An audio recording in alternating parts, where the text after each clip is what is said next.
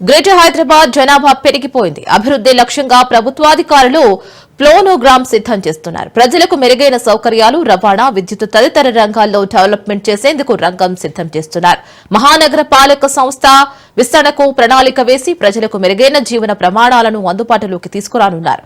ఇక ఓఆర్ఆర్ అభివృద్ధిపై ప్రభుత్వం ఎలాంటి ప్రణాళిక సిద్దం చేసిందో ఇప్పుడు చూద్దాం.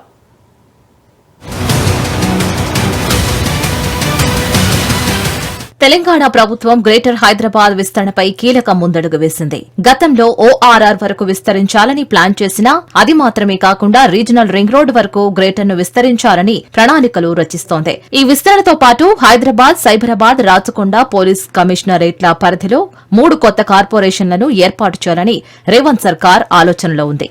ఈ నిర్ణయం పరిపాలనను మరింత సులభతరం చేస్తుందని ప్రభుత్వం భావిస్తోంది. దీని అమలుకు సంబంధించి 3 కమిషనరేట్ల పరిధిలోని కార్పొరేషన్లు, మున్సిపాలిటీలు, గ్రామాలు, వాటి జనాభా వివరాలను సేకరించే బాధ్యతను ఐపీఎస్ అధికారి, civil supplies commissioner DS Chauhan కు అప్పగించారు. ఈ ప్రణాళికలు 2026 నాటికి ఒక కొలిక్కి వచ్చే అవకాశం ఉంది.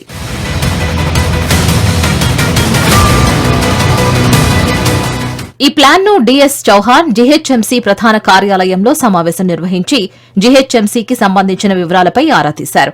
ఇతర మున్సిపాలిటీల నుంచి ఆయా కమిషనర్లు, గ్రామ పంచాయతీల వివరాలను ఆయా జిల్లాల అధికారుల నుంచి సేకరించనున్నారు. 3 గ్రేటర్ సిటీలు ఏర్పాటుకు ప్రణాళికలు సిద్దం చేసినప్పటికీ 3 నగరాలకు 3 మేయర్లు ఉంటారా, లేక 3ంటికి కలిపి ఒకే మేయర్ ఉంటారా అనే అంశంపై ఇంకా చర్చలు జరుగుతున్నాయి. ఈ నిర్ణయంపై స్పష్టత రావడానికి సమయం పడుతుందని అంచనా.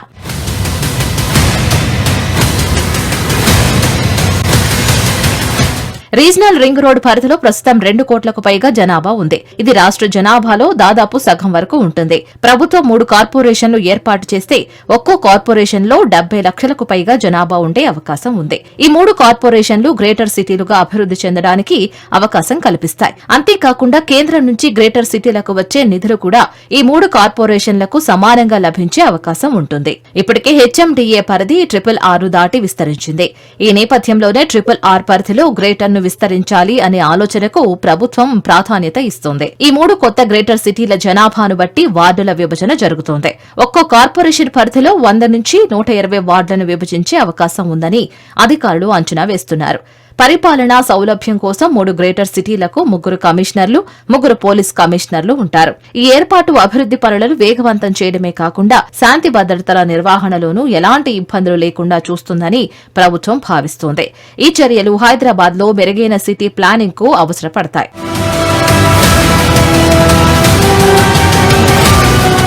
తెలంగాణ ప్రభుత్వం చేపడుతున్న ఈ భారీ విస్తరణ ప్రాజెక్టు భవిష్యత్తులో హైదరాబాద్ సహా పరిసర ప్రాంతాల అభివృద్దికి కీలక పాత్ర పోషిస్తుంది.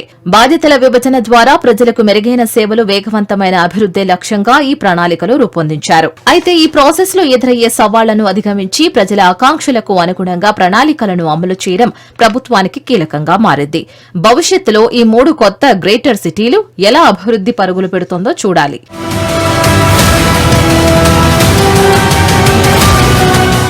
ఈ విస్తరణ వల్ల పరిపాలనా పరంగానే కాకుండా ఆర్థికంగా కూడా గణనీయమైన మార్పులు వస్తాయని ప్రభుత్వం అంచనా వేస్తోంది. నగరాల అభివృద్దికి అవసరమైన మౌలిక సదుపాయాలు, రవాణా, మున్సిపాలిటీ పనులు, విద్యుత్ లాంటి అంశాలపై దృష్టి సారించాలి. ఈ కొత్త కార్పొరేషన్లకు తగిన నిధులు కేటాయించడం ఇప్పుడున్న పరిస్థితుల్లో అత్యవసరం. ఈ ప్రణాళికలు విజయవంతమైతే తెలంగాణ రాష్ట్రంలోని పట్టణాభివృద్ది మరింత వేగవంతమై ప్రజలకు మెరుగైన జీవన ప్రమాణాలు అందుబాటులోకి వస్తాయా లేదా అనేది తెలియాలంటే మరికొన్ని రోజులు వెయిట్ చేయాల్సిందే.